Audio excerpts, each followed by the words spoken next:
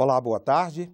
Utilizado na fabricação de telhas, caixas d'água, tintas e plásticos, o amianto pode ser proibido em todo o território nacional.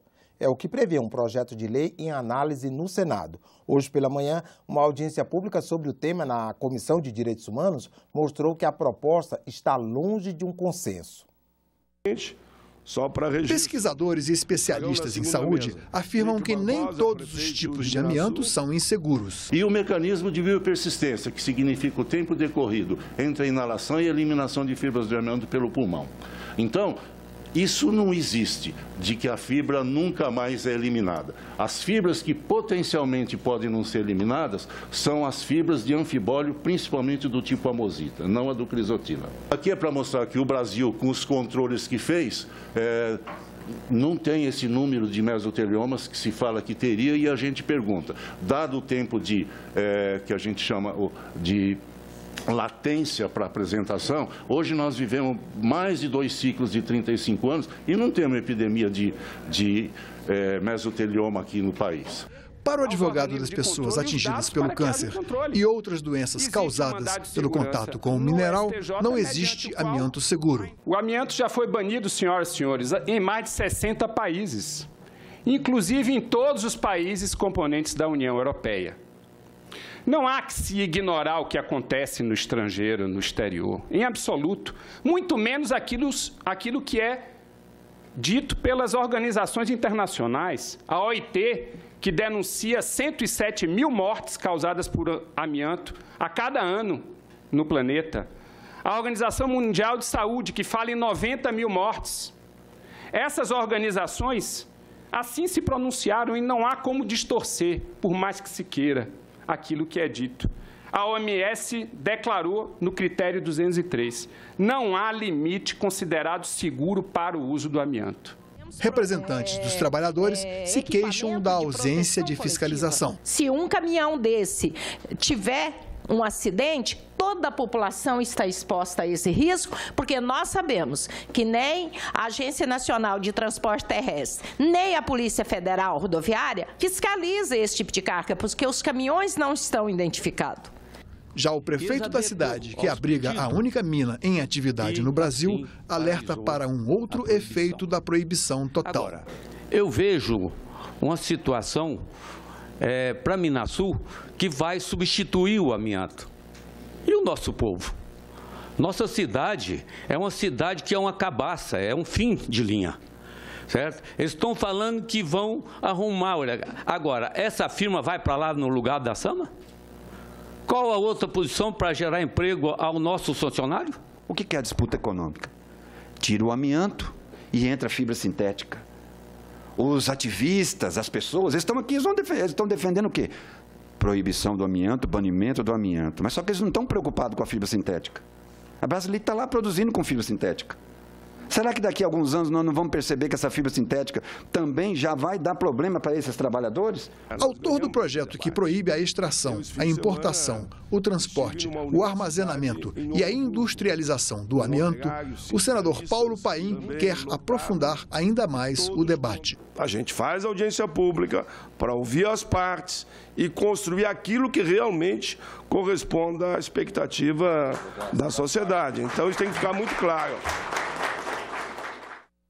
O segundo centenário da Revolução Pernambucana de 1817, ocorrida 5 anos antes da independência do Brasil, foi lembrado hoje em sessão especial no plenário do Senado. Parlamentares, representantes e intelectuais do Estado participaram da sessão. A última rebelião do período colonial teve várias causas, como a insatisfação com a condição subalterna do Brasil diante de Portugal, a carga tributária que bancava os gastos da corte portuguesa no Rio de Janeiro e a influência das ideias liberais e iluministas. Mas, sobretudo, uma revolução do povo pernambucano. Questões econômicas e sociais estão na origem desse movimento histórico de emancipação. Os revolucionários pernambucanos pretendiam instalar uma república. Durante pouco mais de 2 meses, o movimento teve êxito, tendo conseguido a adesão de algumas províncias. A repressão veio feroz, mas a revolução deixou sementes que resultariam na independência do país em 1822, depois na Confederação do Equador em 1824 e repercutem ainda hoje. Os revolucionários de 17 estavam conscientes do que faziam. Em 70 dias, organizaram um governo por meio de uma lei orgânica. Em 70 dias, constituíram um governo representativo da sociedade naquele momento.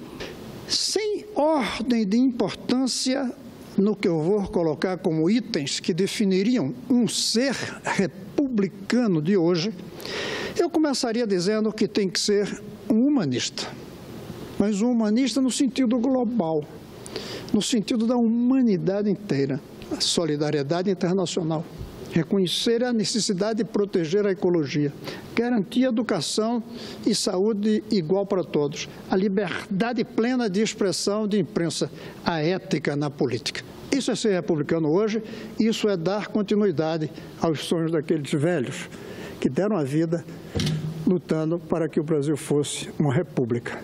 Republicanizemos a república, em toda a extensão que nós sabemos a palavra res pública, e democratizemos a democracia brasileira, que só existe de classe média para cima e é praticamente desconhecida de classe média para baixo, movida ou por um assistencialismo vulgar ou simplesmente pelos grandes temas do momento na televisão, no rádio e nas redes sociais, elas próprias nas mãos de uma pequena minoria.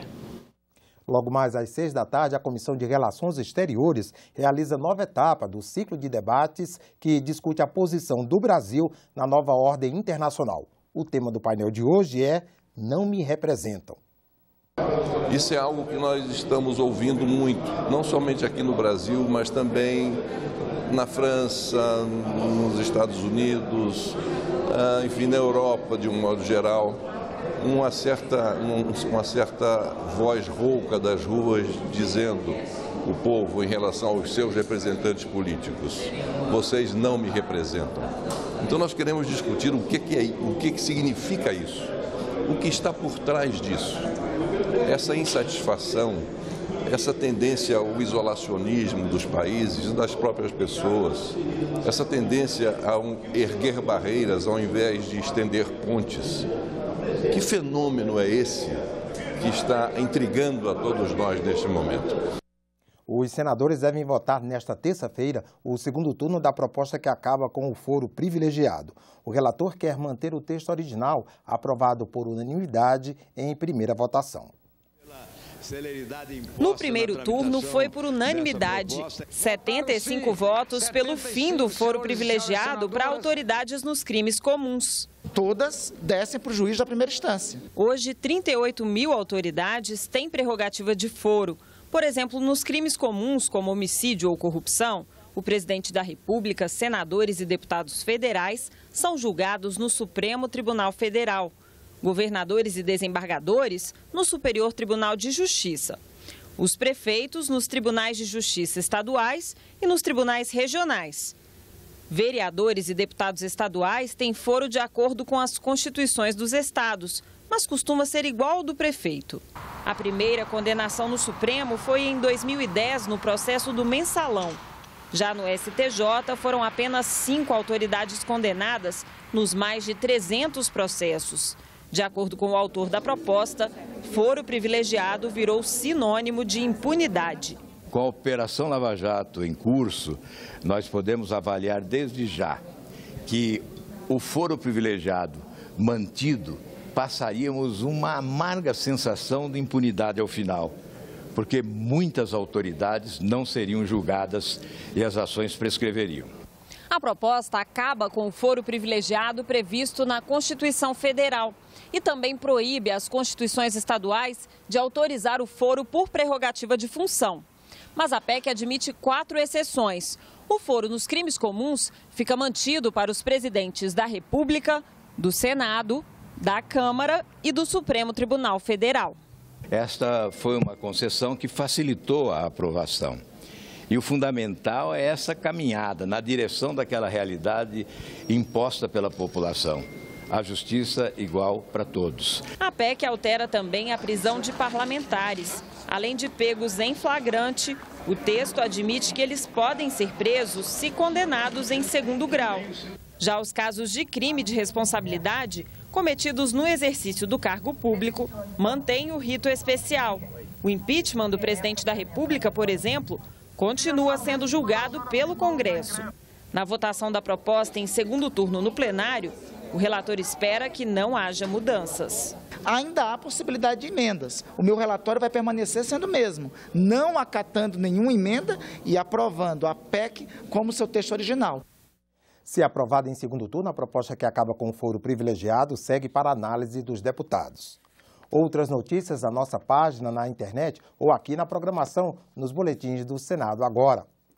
Até a próxima.